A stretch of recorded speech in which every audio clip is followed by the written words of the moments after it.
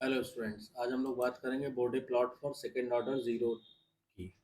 तो देखिए, हमें मालूम है कि जब भी किसी कंट्रोल सिस्टम के ट्रांसफर फंक्शन को हम स्टैंडर्ड टर्म में कन्वर्ट करते हैं तो हमें डिफरेंट तरह के टर्म मिलते हैं। तो उसमें जो है आपके poles at zero, poles at first order, poles of second order, origin पे जीरो है, पोल ओरिजिन पे पोल है, ये सारे टर्म्स के बॉडी प्लॉट ड्रॉ करना हम लोग देख चुके हैं।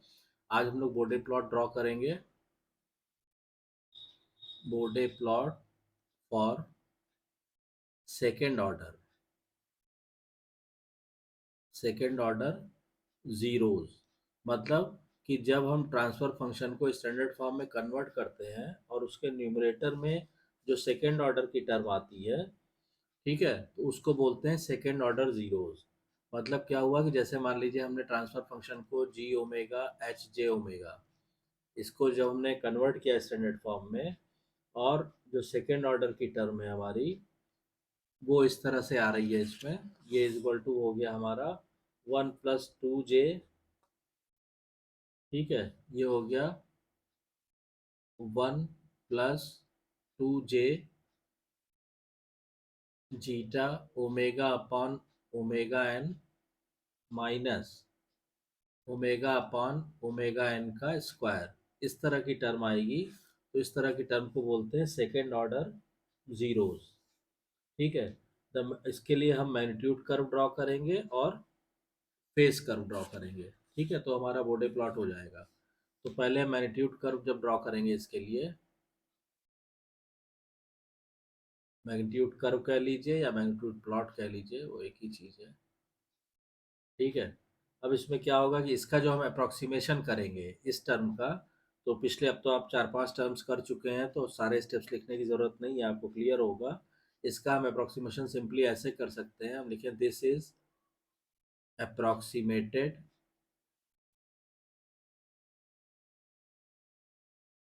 एज, पहला क्या होगा कि ये 0 dB लाइन आएगी कब, जब ओमेगा की वैल्यू लेस देन होगी ओमेगा एन से, ठीक है। और सेकेंडली प्लस का 40 dB पर डिकेड लाइन आएगी स्लोप की, कब, जब ओमेगा की वैल्यू ओमेगा एन से ज़्यादा होगी, ठीक है। अब इसमें क्या होगा कि depending on zeta appropriate error correction हम करते हैं, ठीक है। यानी कि यहाँ पे हम लिख सकते हैं कि depending on zeta we do appropriate error corrections, ठीक है।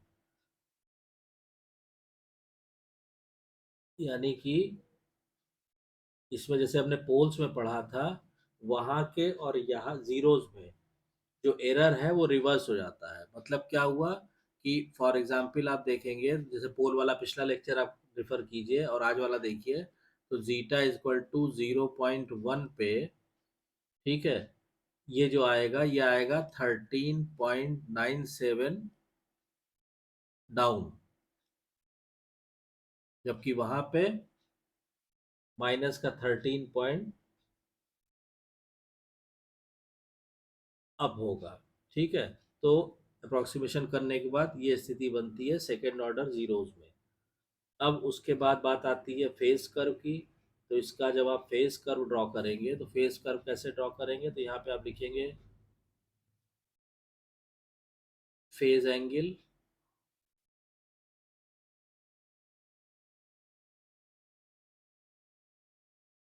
ये कितना आ जाएगा, ये आ जाएगा आपका tan 1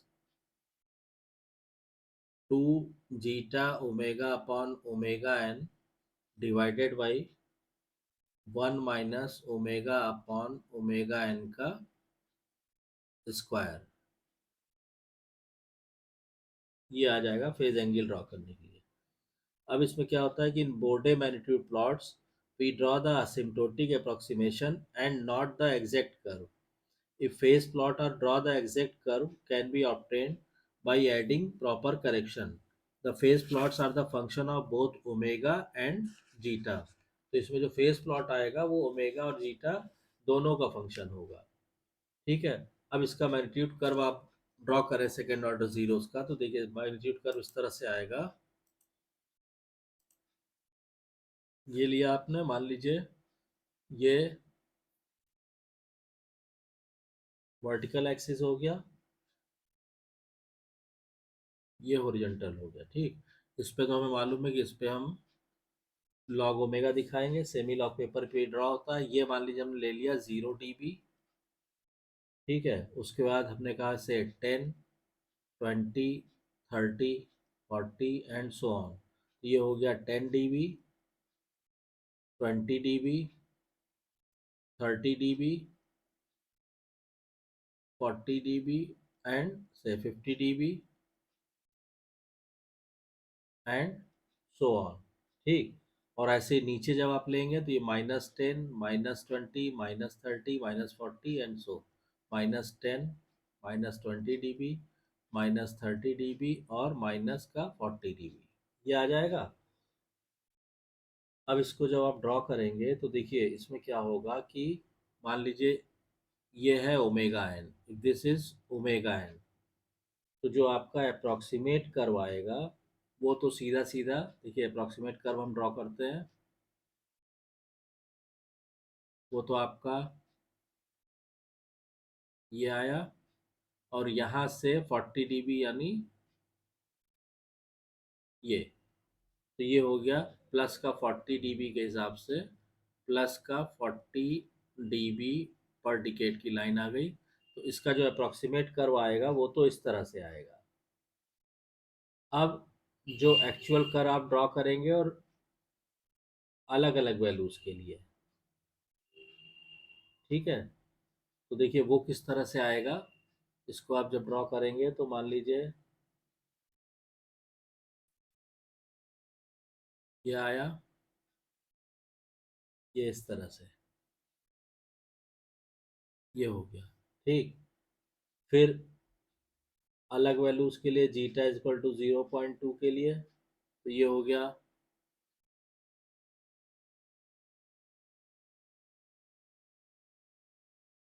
इस तरह हो गया। फिर जीटा इज इक्वल टू 1 के लिए आप देखेंगे तो इस तरह आ जाएगा। ठीक, तो ये एक तरह से यहाँ से जब आप ये कितने डीबी का डिफरेंस है ये आप देखेंगे, ये तो ये तो हो गया जीटा इज इक्वल टू 1। ठीक है, और 6 dB। ठीक, फिर ये आ जाएगा आपका 13 पर जीटा इज इक्वल, ये आ गया आपका,